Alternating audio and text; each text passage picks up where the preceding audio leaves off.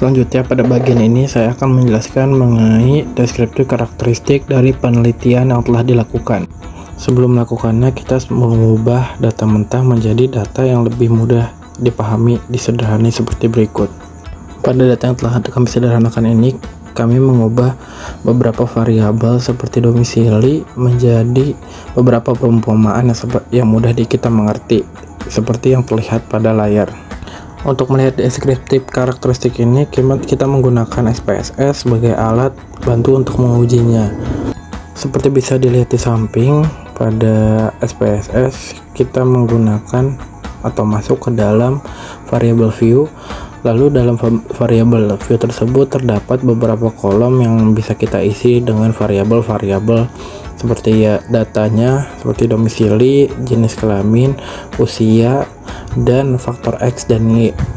Lanjut masih di dalam variabel view, pada menu label kita memasuki lagi label-labelnya sesuai dengan variabel yang kita miliki. Namun pada bagian ini kita menulisnya sesuai dengan variabelnya. Masih dalam variabel view, kita masuk ke kolom values.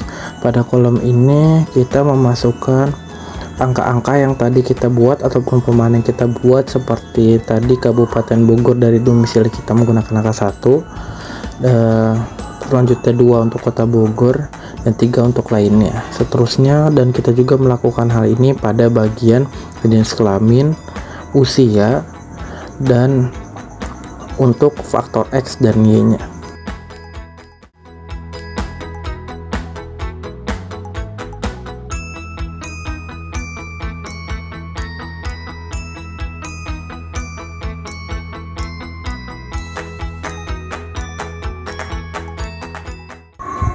Pada bagian memasukkan value yang faktor X dan Y, kita memasukkan juga bagian pilihan yang sangat tidak tertarik, netral, tertarik, dan sangat tertarik.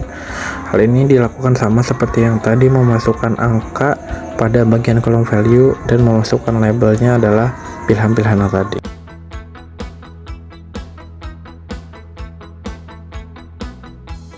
Setelah selesai memasukkan variabel pada variabel view, kita masuk ke dalam data view. Pada data view ini nanti akan muncul variabel-variabel yang telah kita tulis dalam data view, dan kemudian kita mengcopy data yang telah kita buat di Excel tadi ke dalam kolom data view.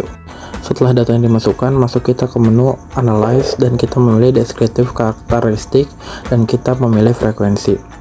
Nanti akan muncul tabel seperti ini dan muncul variabel dari yang sebelah kiri, lalu kita pindahkan ke sebelah kanan.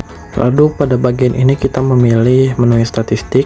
Di dalam menu statistik akan muncul tabel seperti ini, dan kita pilih untuk bagian mean, dan juga bagian bawah ada maksimum dan minimum, kita pilih pilihan tersebut. Setelah itu kita pilih continue dan akan balik ke tabel semula dan kita memilih untuk OK. Setelah itu akan muncul hasilnya berupa penyajian data seperti pada layar ini. Data ini terdiri dari frekuensi mengenai jenis kelamin, domisili, dan variabel-variabel lain seperti variabel X dan Y. Sebagai contoh, kita di sini memilih mengenai ketertarikan terhadap politik. Bisa kita lihat bahwa pilihan sangat tidak tertarik memiliki frekuensi 1, berarti yang memilih ada 1 orang, netral ada 15 orang. Kami dari kelompok 7 ingin melakukan penelitian dengan hipotesis asosiatif. Pengujian hipotesis asosiatif merupakan dugaan adanya hubungan antara dua variabel dalam populasi melalui data hubungan variabel dalam sampel.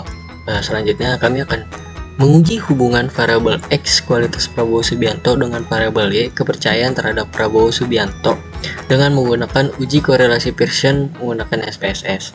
Kenapa kami mengambil korelasi Pearson? Karena data yang kami punya itu berupa interval atau rasio yang mengharuskan kami memilih Pearson product common untuk melakukan korelasi hubungan. Selanjutnya kami akan ke SPSS. Ini dia. Ini merupakan data yang sudah kami pindahkan dari Excel ke SPSS yang tadinya interval menjadi nominal. Sebelum kami melakukan uji korelasi Pearson, alangkah baiknya kita mencari nilai rata-rata dari variabel X dan Y dengan cara kita membuka transform, compute variable. Di sini awal-awal kami akan membuka tanda kurung, lalu menambahkan variabel X1 ditambah X2 ditambah X3 ditambah X4 ditambah X5 ditambah X6 ditambah X7 ditambah X8, lalu kita bagi menjadi 8 karena ada 8 buah variabel X, lalu kita namakan menjadi rata X, lalu kita pencet OK. Nah, lalu di samping Y5 ini akan muncul nilai rata-rata dari X. Selanjutnya kita akan melakukan mencari nilai rata-rata dari Y, sama seperti yang tadi, kita pencet complete variable, lalu kita reset terlebih dahulu, lalu kita akan buka kurung dan memasukkan variabel Y1 ditambah Y2 ditambah Y3 ditambah Y4 ditambah Y5.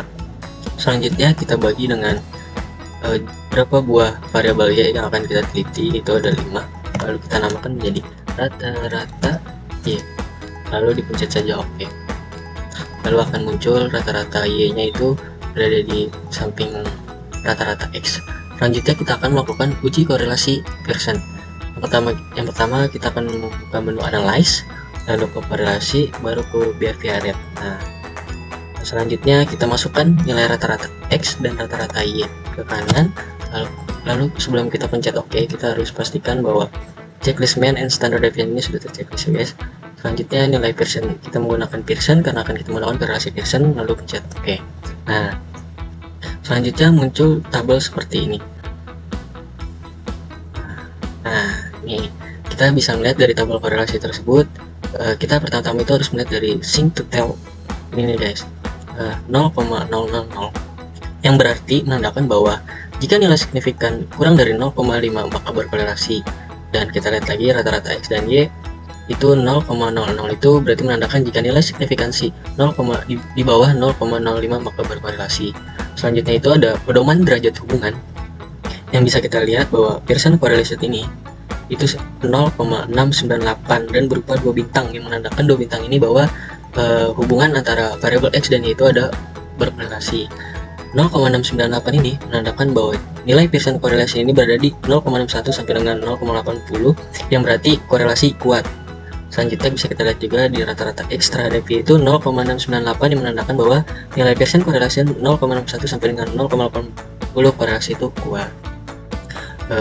Selanjutnya kami akan melakukan nilai signifikansi tepat di angka 0,5, itu membandingkan Pearson correlation dengan R tabel, bahwa menandakan itu R tabel di 5% 0,339, yang berarti menandakan bahwa nilai Pearson correlation ini lebih dari R tabel, yaitu 0,339, yang berarti menandakan bahwa hubungan antara X dan Y itu berhubungan atau sejalan. Mungkin penjelasan yang sudah kami lakukan sudah cukup jelas. Sekian, terima kasih.